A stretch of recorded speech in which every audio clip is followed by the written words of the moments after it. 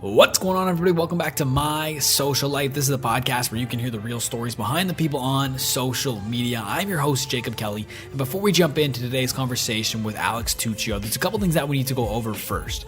Number one, if you enjoyed today's podcast, please consider leaving a rating and a review. The more positive ratings and reviews we get, the more it helps new people find the show, and it really helps to grow the community that we're developing here.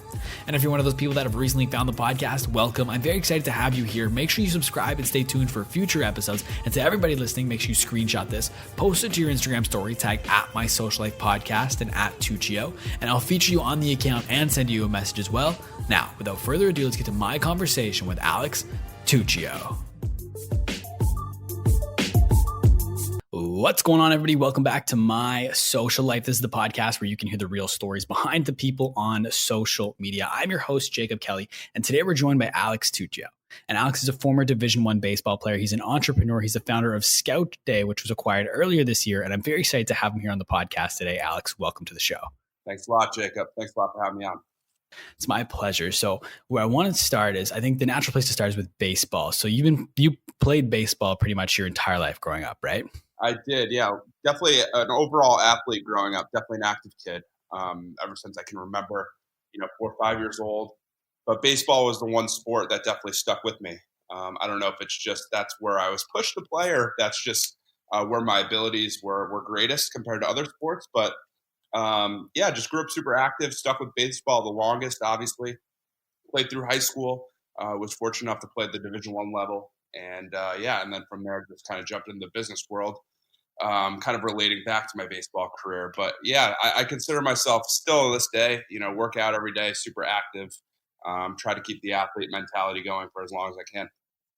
That's awesome. And I actually wanted to go back to your recruiting process from when you were in high school, and then you went initially to Seton Hall for your first semester. And I think if my research is correct, you were having a little bit of trouble with the recruiting process. So you kind of took matters into your own hands, and it might be a common thing to do now, but at the time you recorded a video of yourself hitting and you uploaded it to YouTube, and that ultimately ended up getting you a Division I offer, correct? Yeah, good research.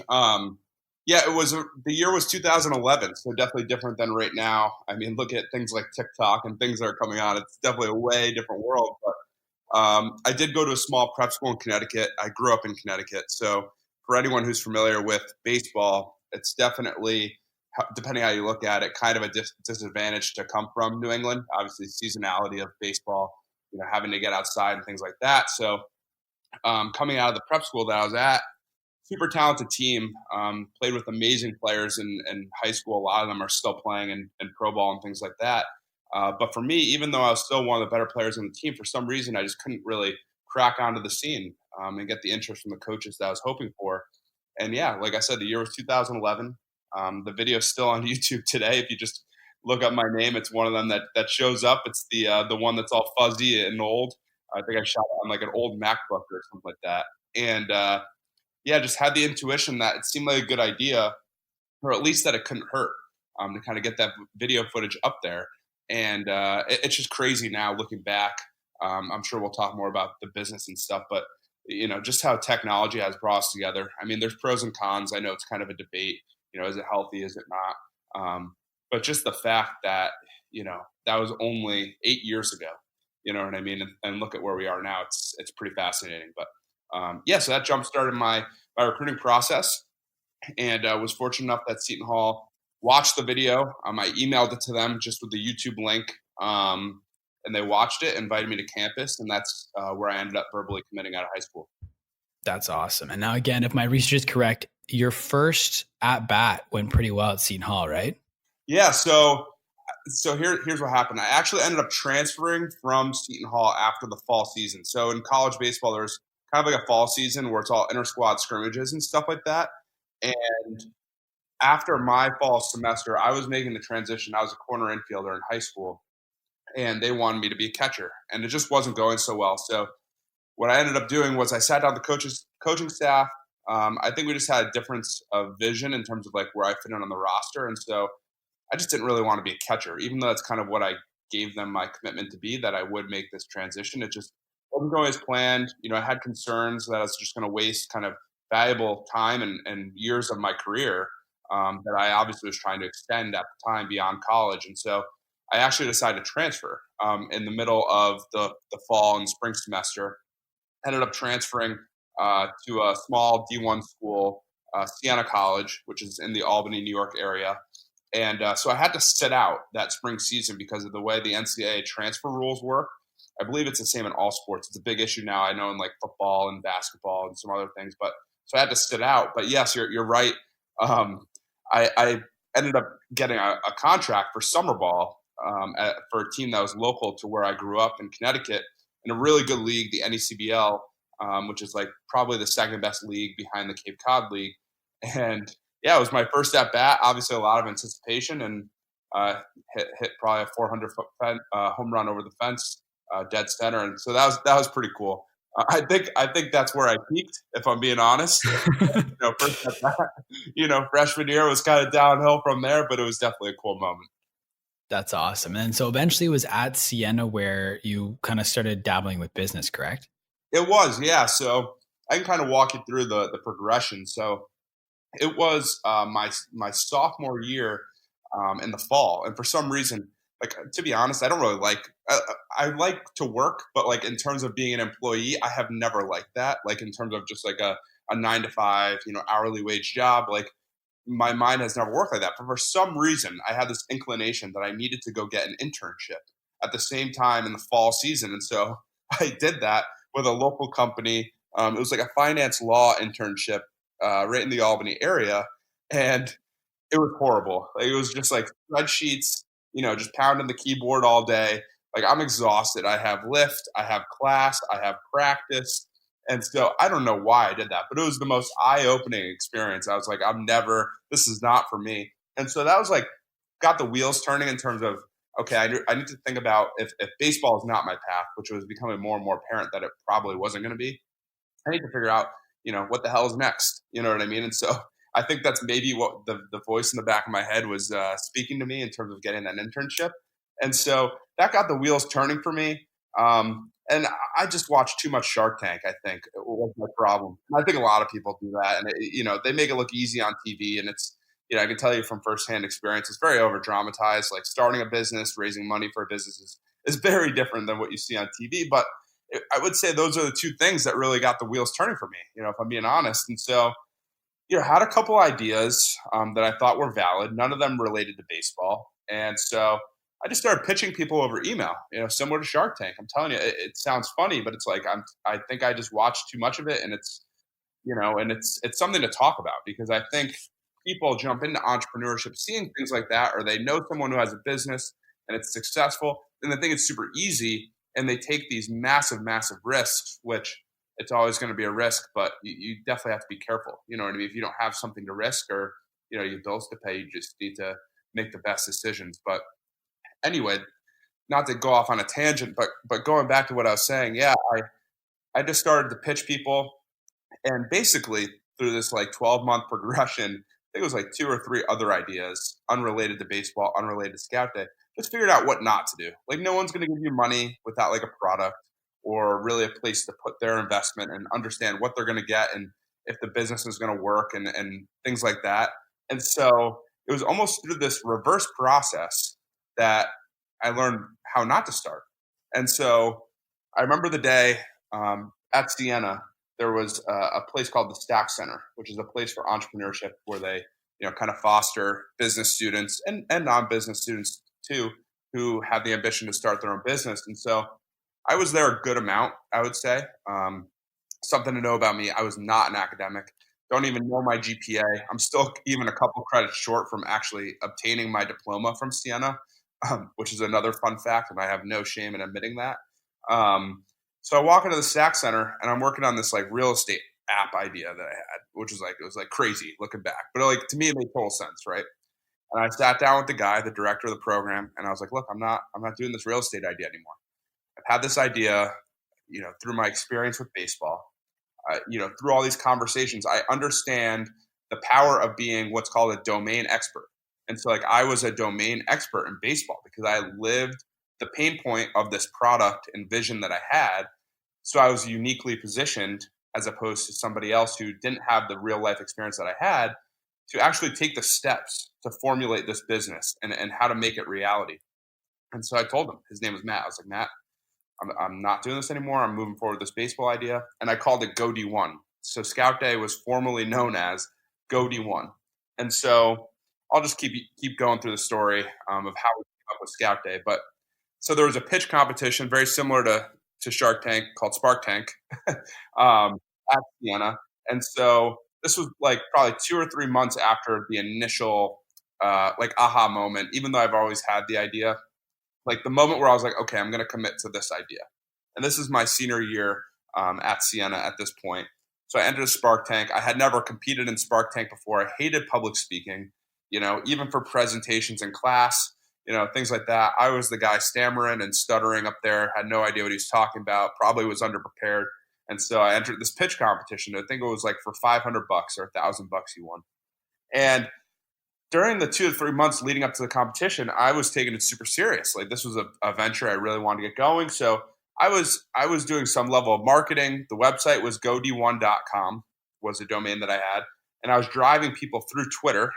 The year is obviously 2016 now. So before Instagram really popped, I was using Twitter. And I was driving people to almost fill out like a wait list of here's kind of an idea of like what's potentially coming with this company. Would you be interested? And so being in the baseball market, I knew all the accounts and things that the baseball community followed. So I paid those accounts. I think it was like $25 for a tweet or something like that. I paid for a couple tweets, sponsored tweets to drive traffic to the website, and it worked. I had 500, 1,000 emails by the time this pitch competition came around. And it's just a funny story. I mean, so I have all my numbers. I do my PowerPoint. I'm not a creative person. My PowerPoint looks like crap. I mean, everyone's does, but like, being where I am now, it looks like crap, and I should have done better. You know what I mean? But like, so I pitch, and I come in fourth place. I have like a real thing, like really people interested. The other companies are all just like fantasy ideas. Like in a perfect world, this is what I would do. And the first place company was like this oyster farm that wasn't even real, had no traction. And to this day, I will never live it down that I lost to a freaking oyster farm and I didn't win the $500. And so, but just to circle back to what I know we're going to get to kind of later in the episode, the main thing that was wrong was my branding. They said, why would you name a company god1.com? They said that would never fly in the real world. And you know what? I was pissed. I was upset. I'm a competitive guy. I want to win. The next day, I changed the name to Scout Day. And what Scout Day is, for those who don't know, is Scout Day in baseball is when at the college level, you do this workout during the fall, and all the scouts from the professional teams gather around your team. They watch you work out. You run the 60-yard dash. You hit batting practice. The pitchers throw bullpens. And so the premise around my vision was I'm going to create a digital Scout Day. And so it was a pretty simple change. People love the name, and the branding was good. But that was my first lesson in branding, was through losing this meaningless pitch competition. And so from then on, changed the name to Scout Day, and that's, I'm sure you have questions and whatnot, but that's just kind of to give the listener the full picture of kind of how I got to this point. Was a lot of failure, a lot of wasted time, a lot of time put into especially these ideas that went absolutely nowhere. But it was such valuable experience. And I think just to give one key takeaway, I think people try and give up, and that's okay. Everything we try is not going to work out in the way that we hope, but really always try to have a takeaway. Because I could have just packed it up when I didn't win this pitch competition for $500, and I could have said, my idea is stupid. I suck. I can't do it. And just stop. You know what I mean? But I didn't. I took a key takeaway and decided to keep moving forward in a much better way. And obviously ended up working out okay. So just to give the listener a key takeaway, that's a big piece of advice that I give to people who, ask me questions about my background or the story is, always take a takeaway. There's going to be failure, but, you have to know when to keep pushing and when to not, and, what lessons to take. You know what I mean? Mm-hmm. And so you're saying that Scout Day at the collegiate levels where the MLB teams come to watch you do all the run through batting practice, the bullpen, do the 60-yard dash, but your app itself, your platform was to help high school students find colleges, correct? It was. And I was just looking for a new name. I mean, I was in such a hurry to rebrand this thing because I was so my feelings were so hurt that I didn't win that I just, excuse me, I just needed something as soon as possible. And so Scout Day seemed to make sense. I had a designer kid who was kind of helped me out. We came up with a logo, did a little testing on the color. We ended up, the color's blue. For those who don't know what the Scout Day logo looks like. And that was the logo. Very simple branding. Obviously did some testing in the community. But yeah, the relevance is not exactly, but it's close enough where anyone in the baseball community I knew would understand the premise. And from a marketing perspective, having the word scout in the name, I felt was key. An idea from like an SEO perspective or however you're looking at it, that anyone who's looking up that word or that term or similar terms would be able to discover the name. So it just seemed like it made sense at a lot of levels. I can't say it was very scientific, again, of how I came up with the name. But, again, look, a name is what you make it. What was Starbucks before it was Starbucks, or Google before it was Google? It's just a dumb word. Like, what is Google? You know what I mean? As a founder or a CEO or a CMO of a company, your brand is what you make it. You look at Uber. I mean, these are just random words that these companies have built, multi-billion-dollar meanings out of, So. Mm-hmm. And so ultimately how the platform would work was similar to what you did back in 2011 is people would record videos themselves and upload it to Scout Day, and then coaches and scouts would go on and kind of go through the platform to find players that they like that way. Exactly. Yeah. So how the baseball scouting process or recruiting process works traditionally is you go to these big tournaments or big showcases, and all the players travel to one place. Let's say it's Georgia or Florida, Atlanta, Fort Myers. Let's say those are two places. All the players, their teams descend on these big facilities that have 12, 16, 20 fields, and they just play games, and they go through these showcases, and all the coaches are there. And so how the platform worked was it was designed to have the same effect in a digital manner. So with all the video footage and data that's out there, why are families still required to pay, and the colleges too? Budgeting is a huge problem in college baseball. For the colleges, the families, everyone involved to spend all this money to go to this field. Super important for these players to be seen in person for sure, but the success rate of being recruited successfully and getting either a scholarship and or a roster spot on one of these teams is so low. So if you think about the excess of money that's being spent on just even travel, entry fees into these events, it seemed to me at the beginning of the formative stage of like the vision, just very excessive. And there was just no innovation. No one was even trying to solve this problem. And so I almost took it just upon myself as almost a personal crusade, looking at what I had to go through, the pointless showcases, all the travel, coming up empty, even if you have a good performance.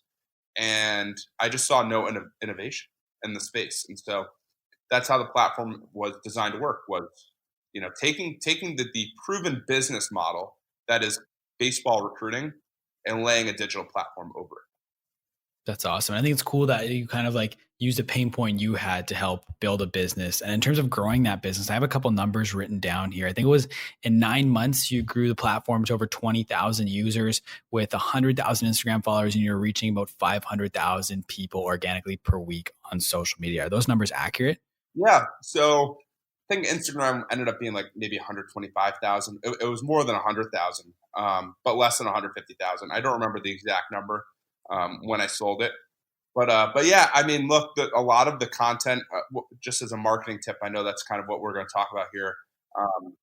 Video was so big for us on social media, and that's why our organic reach was so large. I mean, I did a lot of influencer marketing, which we can dive into it in a little bit. But in terms of the organic reach, which has taken a downturn, honestly, just this year, even since I kind of sold the company, the video and the high engagement rate that we had, even being a brand, and getting those videos on the Explore page was the sole reason why we were able to get, such an extensive reach. Was, let's call it 1 out of 4 videos was getting, 100 to 250,000 views on a page that had, let's call it 125,000 followers. Like, those aren't normal numbers, but because the community was real and we had a real connection with the community, the engagement was so high, it was just naturally driving and kind of boosting the post for us. which led to organic growth of the page and things like that. So, but yeah, in terms of user count, we had players from over 15 countries internationally. So, it's obviously not the biggest app ever built from a user standpoint, but we were definitely had a global presence, whether it was like Latin America, Asia, Europe. So we had players from over 15 countries on the app, which was exciting. Yeah. And so in terms of the content itself, were you generating that content your own, or were you using the content being put on ScoutDay in order to kind of repurpose that and use that for the social channels? Yeah, that's a great question. So a lot of the content strategy, I would say, looking at the lifespan of the business, about 90% of the content was user generated.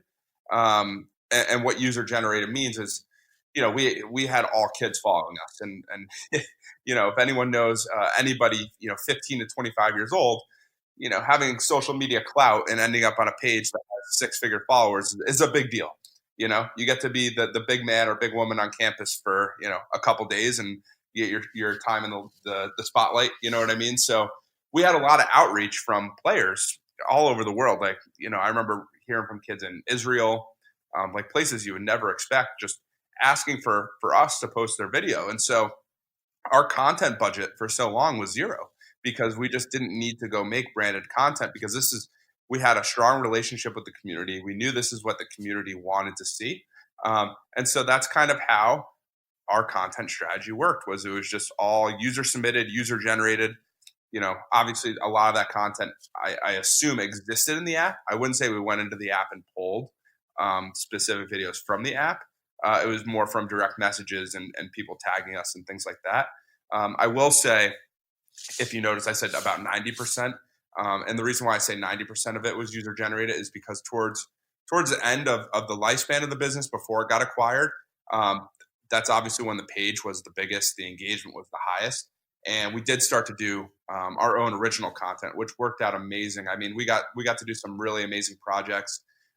One of them was going all the way down to Santo Domingo, Dominican Republic, which is where, if you know baseball, David Ortiz, Manny Ramirez, players like that, they now have kids. Manny's kids I hung out and met with down there. So it's just an amazing baseball community down there. We're able to highlight, one particular player from down there, but really also bolster up that community. And they were just so appreciative, like down there, I would say social media is even bigger. So like we were almost like celebrities to them. They couldn't even believe it was almost like Major League Baseball was down there doing like a documentary. You know what I mean? They were just so appreciative and grateful that, we were there to shine a light on, what these kids go through to get seen, just to have equipment, the fields that they're using and things like that. So that was an amazing project. We did a lot of original content with some of the first round draft picks from, what would it be? I think it was this year's draft, 2019, if it was the fall of 18. So probably about somewhere between 5 to 10 of the first 30 draft picks we hung out with in Florida at one of the big amateur baseball tournaments, and did pieces with each of those players individually, and obviously got to meet with them and wish them all the best. And I'm sure we'll be seeing some of them in the big leagues for the years to come. So projects like that, and it just shows kind of the duality of the brand, where we did everything from going to a less wealthy part of the world where these baseball prospects are super talented but under resourced, and spotlighted them, and the content did amazing. And we also did content with the American born players who are the best prospects in the country, all American, and we spotlighted them as well. And the community reacted positively about both. And so that was the coolest part from a content standpoint and an original content standpoint. We were just a true hub and true community. And so much of the feeling, if there's one thing I miss about kind of operating the business, it's feeling like a part of the community, and the community was part of us. It wasn't like ScoutDay was a brand and we're hitting them with targeted ads and we're hoping they swipe up and things like that. It just really was, we were all one on the same mission. People believed in kind of the battle that we were trying to fight for the greater good, not money, but, just trying to build a platform for everybody. So yeah, that's kind of what we did from a content perspective. Was we did start to get into the original content towards the end, for the last probably 3 to 5 months. of the business before it got acquired. But leading up to that, it was 100% user generated. That's fair. And I actually wanted to talk about your community because I saw a tweet you made a little while ago, and you were talking about the importance of building a grassroots relationship with your audience. So, Mhm. like, what are some things that you would recommend to businesses in terms of building that relationship with individuals? So important, and it's such a conundrum, right? Because it's like we were. I mean, there's huge brands out there with millions of followers. So like, I don't want to compare us to them. I'm sure it's super challenging once you're that big to go back and really build up the grassroots. But for us, being a startup that started literally at nothing, just 3 years ago, to a global community, let's call it, a couple 100,000 on a weekly basis, kind of looking at our content, the grassroots was the glue that held it all together. And it sounds super unscalable, but it was doing things like going out to the events and providing, what was my face. We weren't a big company. It was really just me and maybe the content team that came with me for those trips. But to provide kind of a real human connection, to say we're not just a page, we're not just hitting you with the paid ads and things like that. Like, this is me. I was you not too long ago, and if you have questions about the recruiting process, not about our product, not how much is a subscription, how much is an evaluation, if you just want to talk about baseball, if you want to send me a video, those are the things that I did that are grassroots, both digitally and offline. And that was the most important thing. I can't count the number of personal relationships, the players who I met that I know their names and I know their story. It's 50, 100. I don't know the exact number, but those players are the ones who commented on all the posts. They shared every post to their story. Not me asking, no engagement groups, none of that. It was, we had a real base of people who, we didn't have an ambassador program, but they were our ambassadors. It wasn't, again, the swipe up ads and things like that a lot of businesses do that really do work in the short term.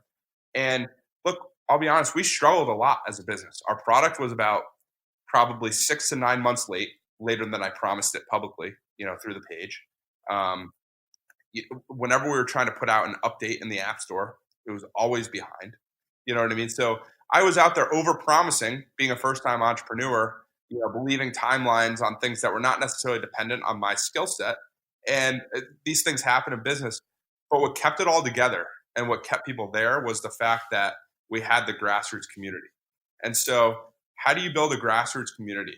It's, what drives me nuts is you see people, especially on Twitter or LinkedIn, they read these books or they go to a conference and they're quoting people from a conference or they're quoting people from a book. And I know how they operate their business, and it's not at all what they're saying. What they're saying is right.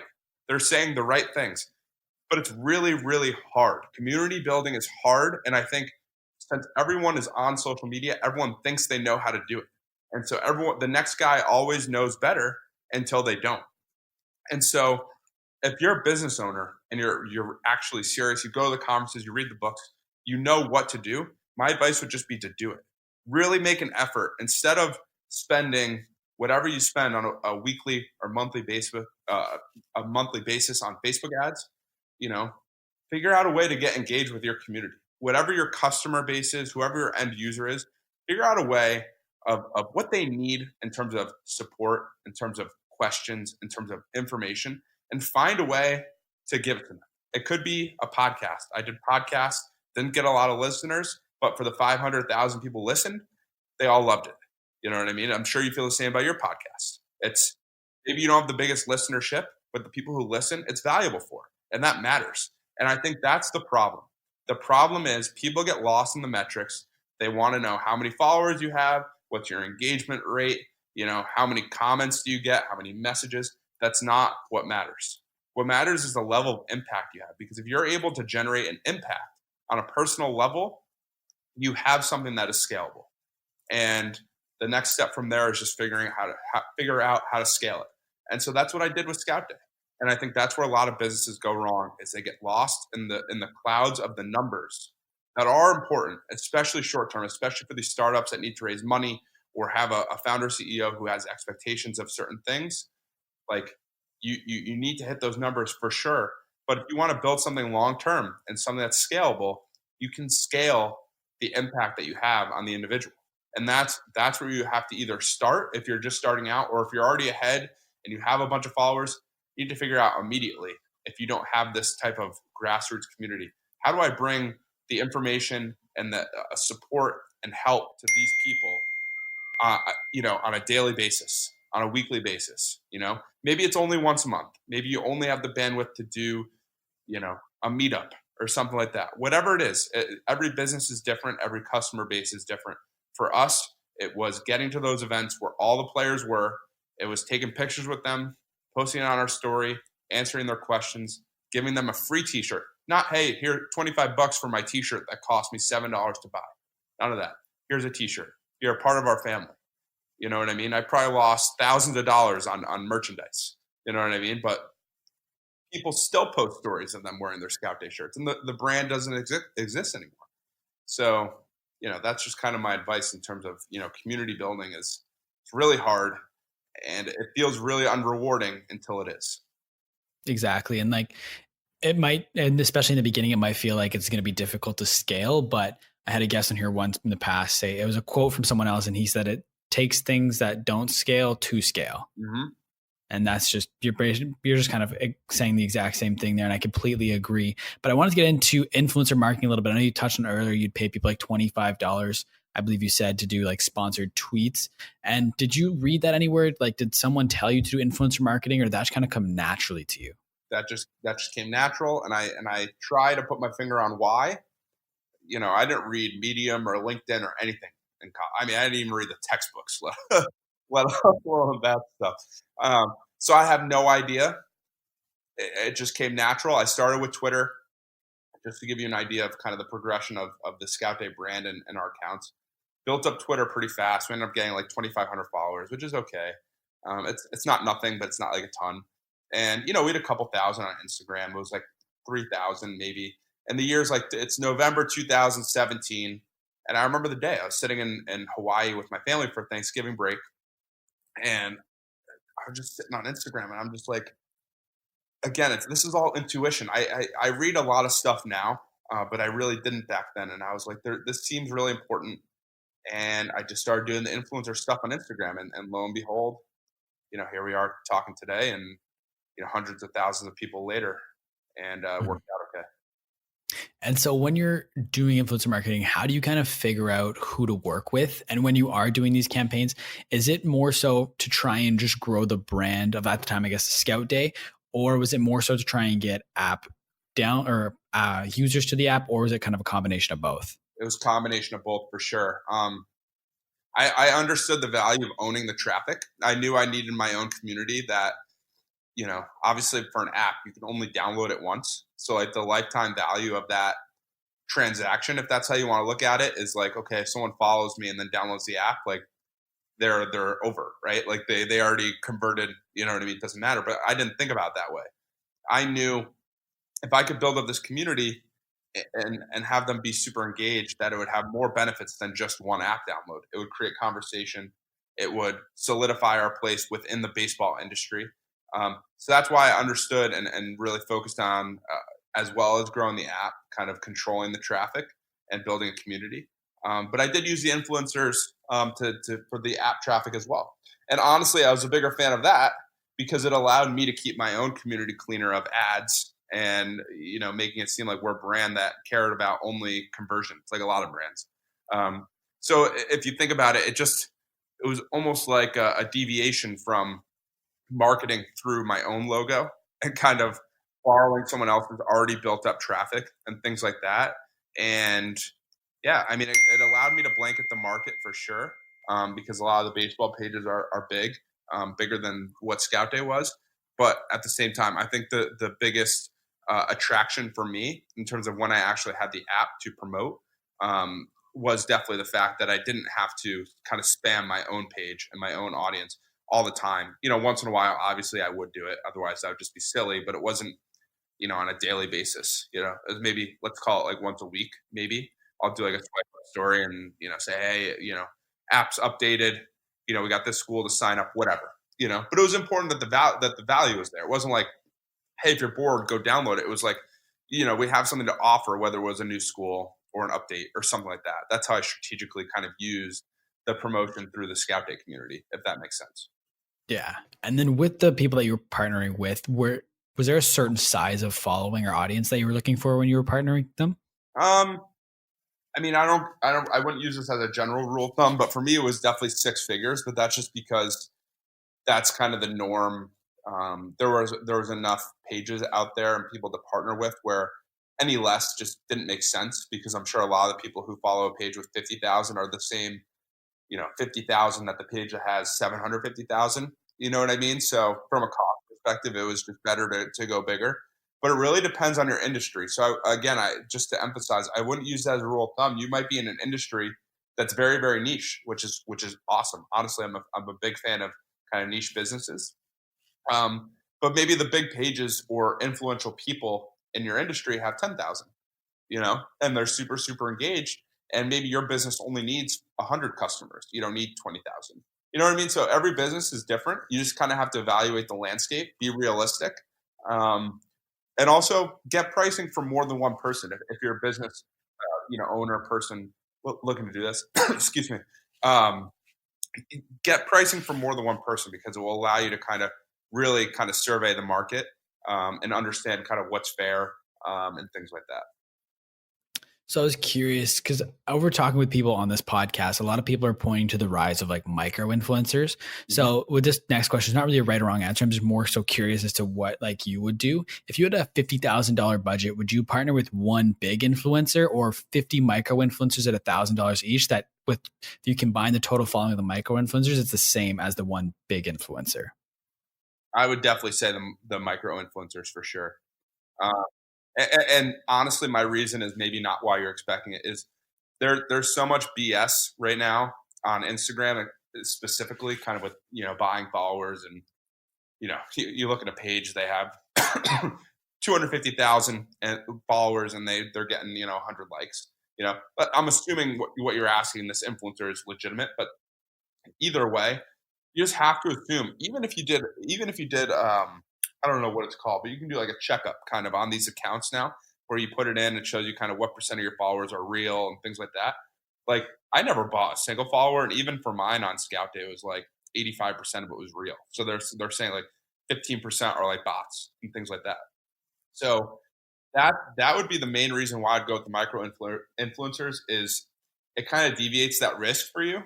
Where, let's say, you know 20% of them perform, like, you're more likely to get better results, than just going with the one influencer. And if the content's not right, it gives you more opportunity to experiment. There's just a lot of benefits to kind of spreading it out.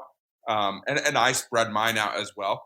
Um, for us, it was, I work with one kind of holding company. They had multiple assets, some of them super large, hundreds of thousands, and then some of them kind of smaller, more near like 100,000. And so it was multiple pages, but the same company.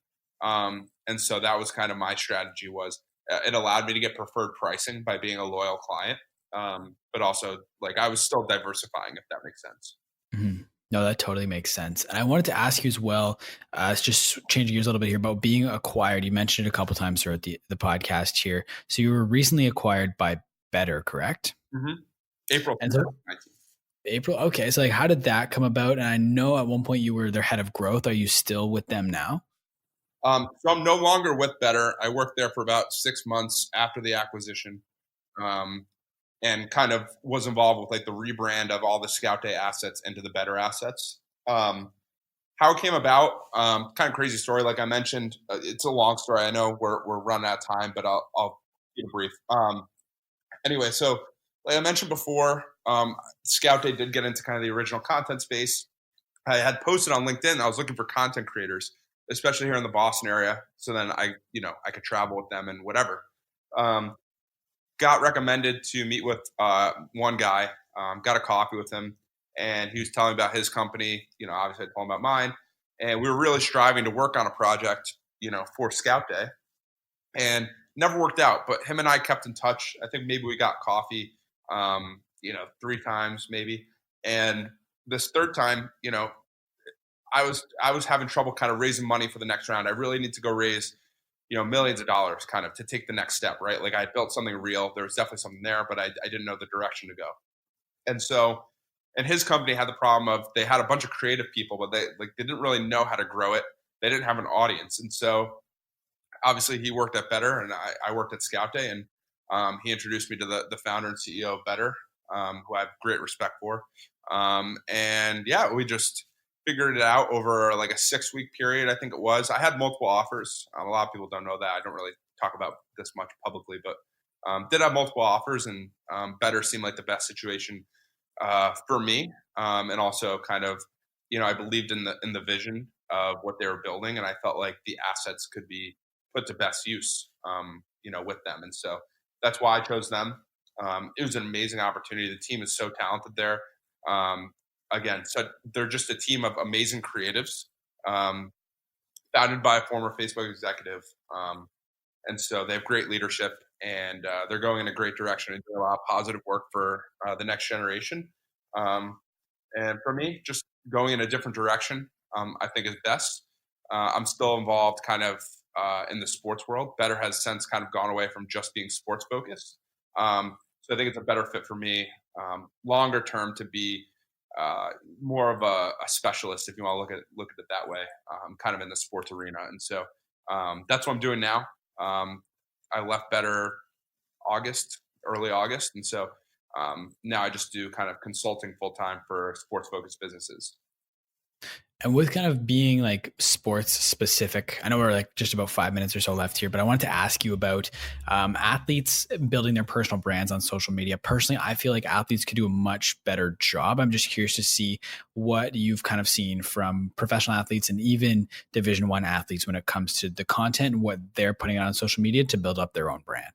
Yeah, I mean, look, if you're an athlete and you're listening to this, huge missed opportunity if you're not, thinking about on a daily basis, what am I posting and how am I growing my page? Because, being an athlete is a privilege, especially in America. Obviously, our culture idolizes even college athletes. I mean, look at Zion and people. I mean, obviously he's top tier, but you don't have to be making the millions of dollars to be like an icon in society. You know what I mean? And hopefully, eventually, NCAA will change its rules, but let's say they don't, and you finally make it to the pro ranks, you're leaving a lot more money on the table for yourself, not capitalizing and growing, your social media and having a message. I think that's what's important. Is let's say you're a college football player. I think it's easy, if you post pictures of yourself that you're the running back, you're posting pictures of you, scoring a touchdown, getting ready for the game. Like that stuff's easy, but like, what are you really saying?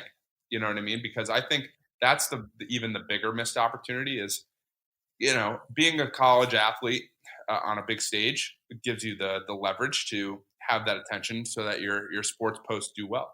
And I run into this even with my own. I mean, I was kind of a nobody college baseball player, but like even my personal page, if I post something of me in a baseball uniform and I haven't even touched a bat in 3 years, it's going to get 2,000, 3,000 likes when my average picture gets like 1,000 to 1,500. You know what I mean? Like that's my audience is kind of this similar audience to Scout Day. But the challenge for me from personal branding, and I think where a lot of athletes go wrong, is I had to figure out what do I want to say, um, not what's correct in society, or what do people want to hear, but what do I want to say? What do I have to say? And so I've done a little bit of that. Ever since I sold the company, I've taken a little step back because it was easier for me having Scout Day. I had something to attach with, and now I'm more like a free agent, and so I think I'm rethinking kind of what my message is going to be. Let's call it for the year 2020, because I'd like to get back into it. But that as an athlete, that's what you have to think about. Is I think it's unlimited potential for what you can build your brand to be, whether you're college, but especially pro. Um, it takes a little investment from both time and money, probably, to do, but super super important. It's you're more going to miss out on things than you are going to generate more opportunities if you don't do it. You know what I mean? So highly recommend it. And if anyone listening to this ever needs help, my Instagram is just at Tuccio, Tuccio. Send me a message. I can be a little bit slow sometimes, especially if it's a request, but I will get back to you. So, but yeah, that's my 2 cents.